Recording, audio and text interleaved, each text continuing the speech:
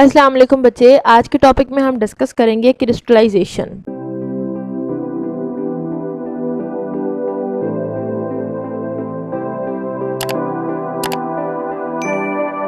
Okay, सो crystallisation हमारे पास एक separation technique है जिसके ज़रिए से हम कुछ कंपाउंड्स को प्योरीफाई कर सकते हैं, उनको सेपरेट आउट कर सकते हैं।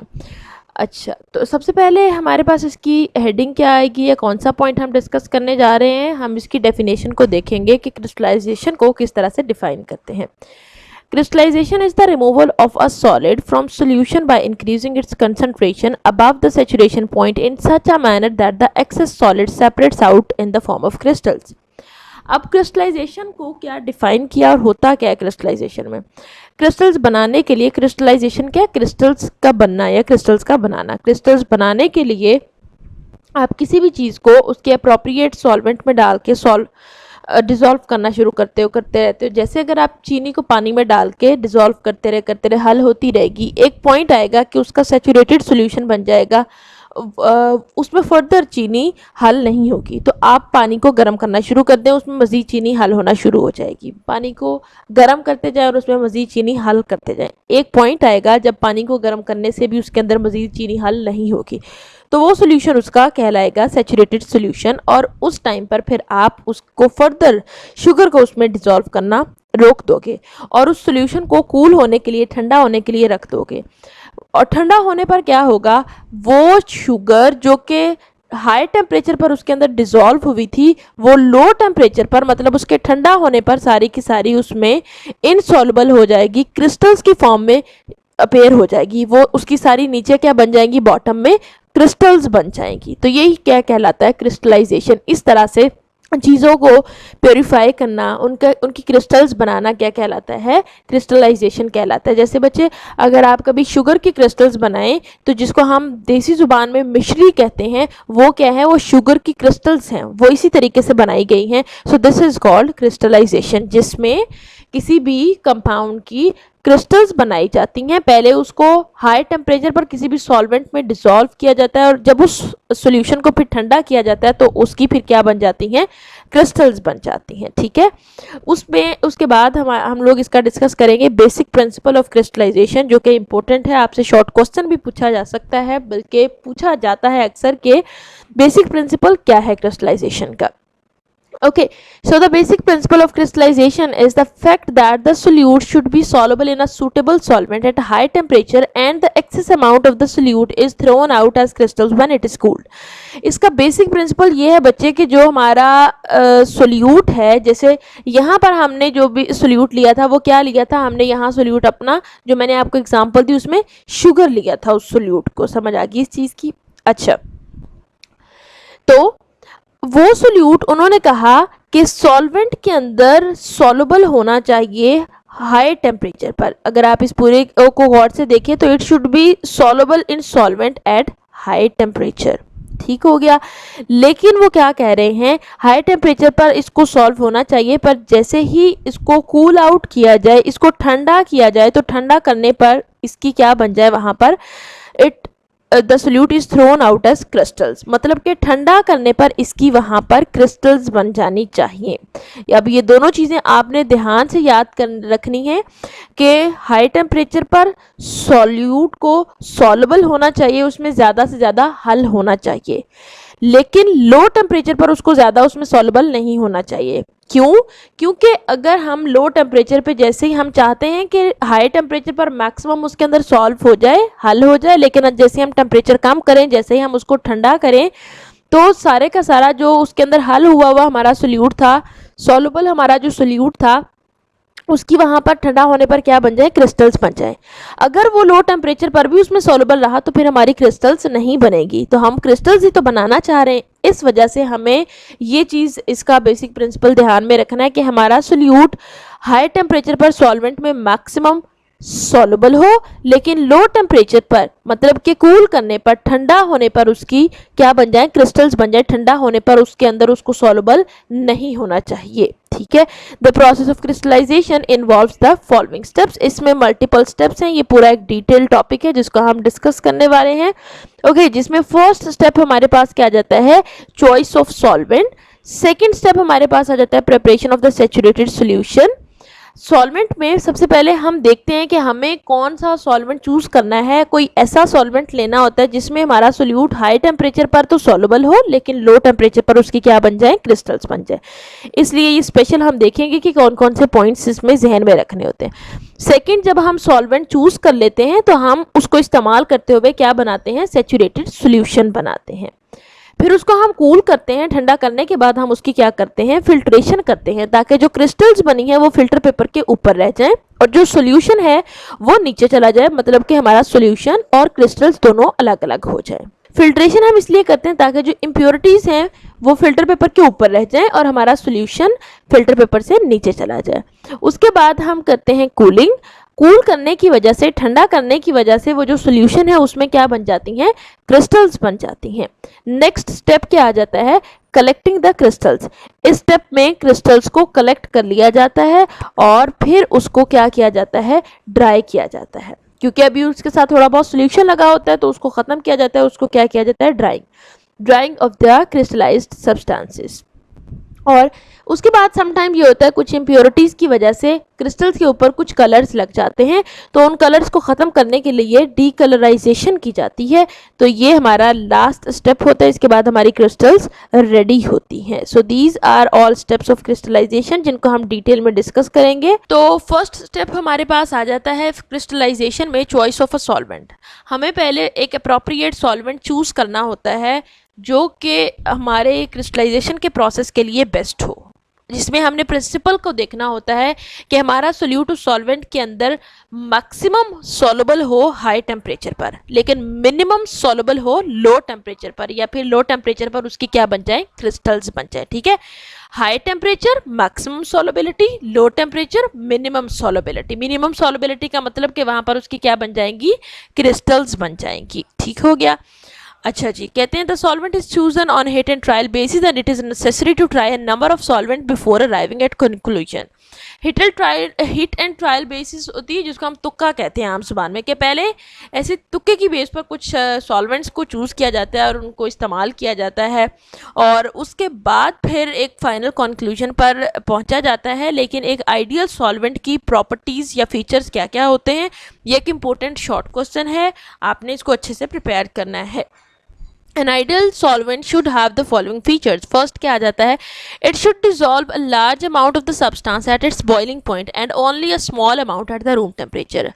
वही वाली बात हमारे पास आ जाती है कि हाई टेम्परेचर पर टेम्परेचर जितना ज़्यादा होगा वहाँ पर वो कह रहे हैं उसकी सॉल्युबिलिटी भी ज़्यादा होनी चाहिए। ठीक हो गया। सो हाई टेम्परेचर पर सॉल्युबिलिटी भी मैक्सिमम होनी चाहिए। लेकिन वो क्या कह रहे हैं कि जब टेम्परेचर लो होगा, लो टेम्परेचर पर उसकी सॉल्युबिलिटी मिनिमम होनी चाहिए। क्यों सॉल्युबिलिटी मिनिमम होनी चाहिए? क्योंकि बच्चे, अगर हमने देखा कि सॉल्युबिलिटी मिनिमम होगी तो वहाँ पर क्रिस्टलाइजेशन मैक्सिमम हो जाएगी, मतलब कि क्रिस्टल्स ज़्यादा बनेगी। तो ये उनका बेसिक लॉजिक है और यही बेसिक प्रिंसिपल है किसी भी सॉल्वेंट को चूज़ करते वक्त के लो टेम्परेचर पर सॉल्युबिलिटी मिनिमम हो ताकि वहाँ पर क्रिस्टलाइजेशन मैक्सिमम हो सके। ये फर्स्ट पॉइंट है जो कि आपने जहन में रखना होता है। ओके, सेकंड पॉइंट हमारे पास क्या आ जाता है, it should not react chemically with the solute, कि ये केमिकली रिएक्ट ना कर जाए, क्योंकि अगर केमिकल रिएक्शन हो गया बच्चे तो एक नई प्रोडक्ट बन जाएगी और उसके बाद फिर हम वो वाली जो हमारा जो सोल्यूट है वो दोबारा से उसकी क्रिस्टल्स नहीं बन सकेगी।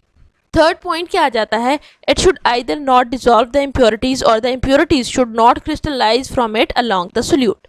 उन्होंने कहा पहली तो बात ये कि इसको इम्प्योरिटीज़ को अपने अंदर डिज़ोल्व ही नहीं करना चाहिए। ये पॉइंट आपने जहन में रखना है कि it should not dissolve the impurities. लेकिन दूसरी बात ये कही कि अगर हमारे पास कोई ऑप्शन नहीं बच रहा और इम्प्योरिटीज़ डिज़ोल्व हो ही रही हैं तो फिर हमने कुछ भी ऐसा इस्तेमाल करना होता है सॉल्वेंट कि वो impurities at least crystallize out ना हो सकें। ठीक है, they should not crystallise from it, कि चलो हाई टेम्परेचर पर सॉल्व तो हो गई हैं लेकिन जब टेम्परेचर लो करें तो उसकी वहाँ पर क्रिस्टल्स ना बने। क्रिस्टल सिर्फ और सिर्फ किसकी बने, हमारे अपने सोल्यूट की ही बने। फोर्थ पॉइंट आ जाता है on cooling, it should deposit well formed crystals of the pure compound, कि जब हम इसको ठंडा करें तो वहाँ पर वेल फॉर्म्ड मतलब एक अच्छी अप्रोप्रिएट शेप की क्रिस्टल्स बननी चाहिए।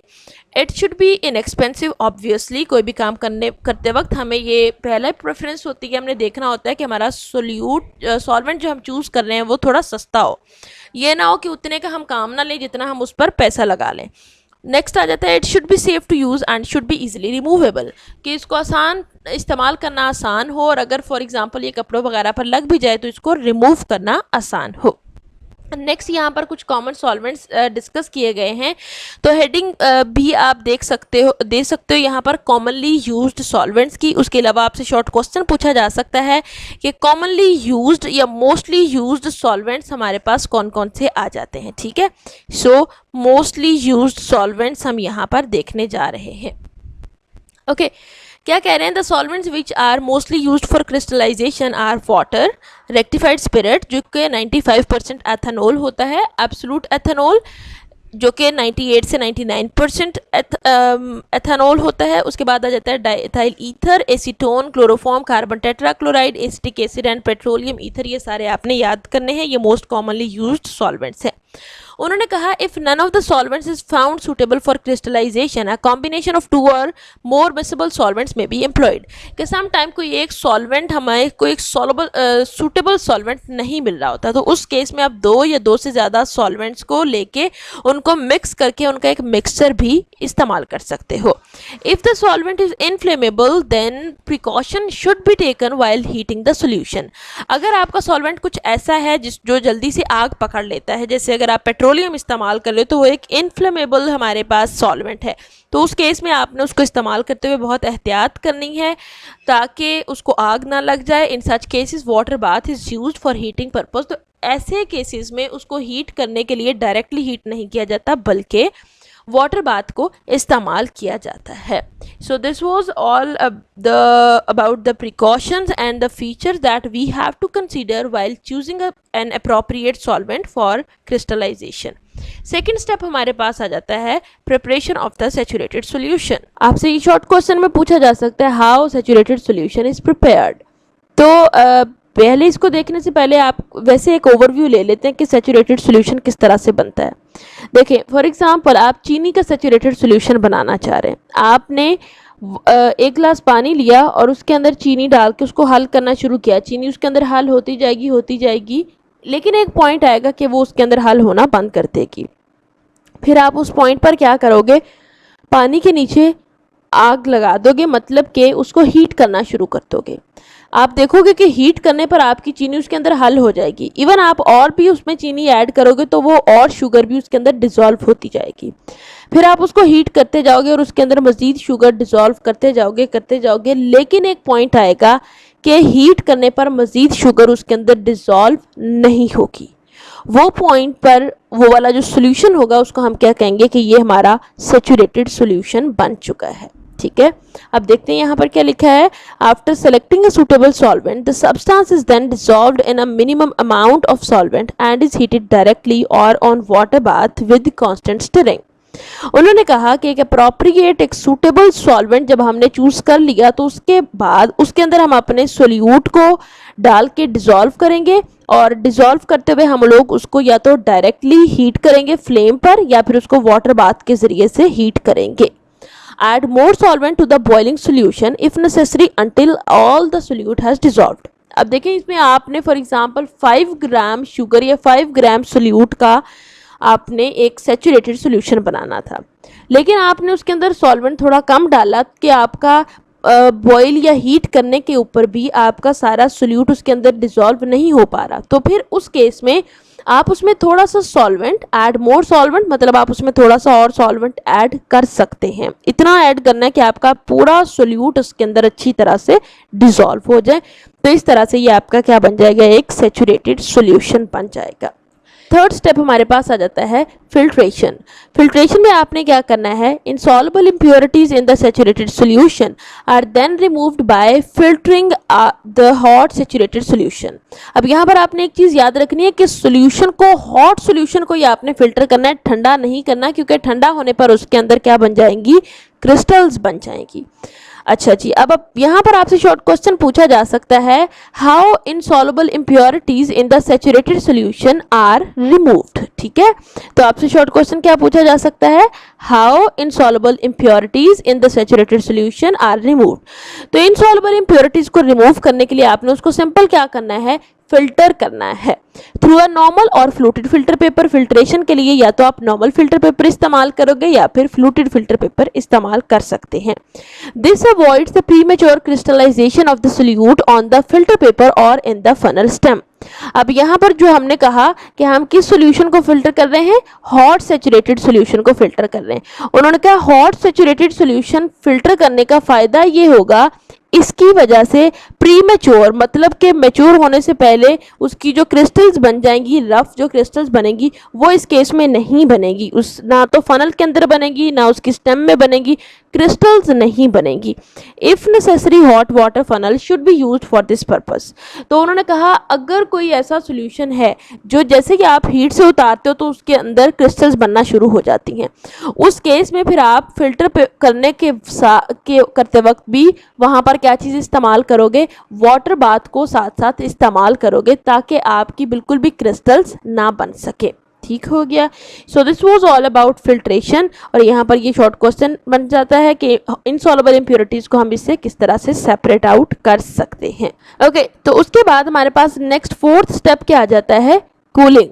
कूलिंग में आपने क्या करना है, the hot filtered solution is then cooled at moderate rate so that medium sized crystals are formed. अब ये आपसे शॉर्ट क्वेश्चन पूछा जा सकता है, why cooling of filtered solution is done या is performed at moderate rate, कि उसको एक मॉडरेट होता है जो दरमियाना, ना बहुत तेज ना बहुत ही स्लो, तो मॉडरेट रेट पर आपने उसको कूल करना है। उसकी वजह से क्या होगा, आपकी जो क्रिस्टल्स होंगी वो बहुत ही प्रॉपर अप्रोप्रिएट वेल शेप्ड होंगी, अच्छी शक्ल की होंगी और मीडियम साइज्ड क्रिस्टल्स होंगी, ना तो वो साइज में बहुत बड़ी होंगी और ना ही साइज में वो बहुत ज़्यादा छोटी होंगी। उसके बाद उन्होंने बताया हुआ स्लो कूलिंग की वजह से क्या हो सकता है कि अगर आप बहुत ज़्यादा स्लो कूलिंग करते हो, ये भी आपसे शॉर्ट क्वेश्चन पूछा जा सकता है कि why slow cooling is not preferred, या what are the disadvantages of slow cooling, या इस तरह से भी शॉर्ट क्वेश्चन पूछा जा सकता है, how bigger crystals are formed during cooling.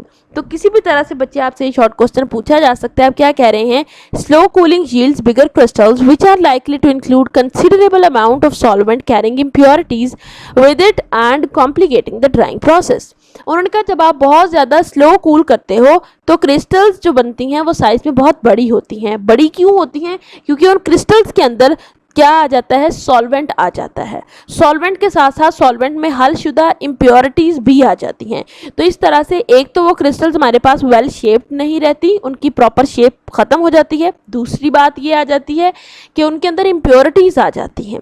तीसरी बात ये आ जाती है क्योंकि उनके अंदर सॉल्वेंट मौजूद होते हैं तो उनको ड्राइंग प्रोसेस, उनको जो खुश्क करने का प्रोसेस होता है वो बहुत ही कॉम्प्लिकेटेड, वो बहुत ही पेचीदा हो जाता है। तो ये सब कुछ अवॉइड करने के लिए इनको कूल किया जाता है एट आ मॉडरेट रेट।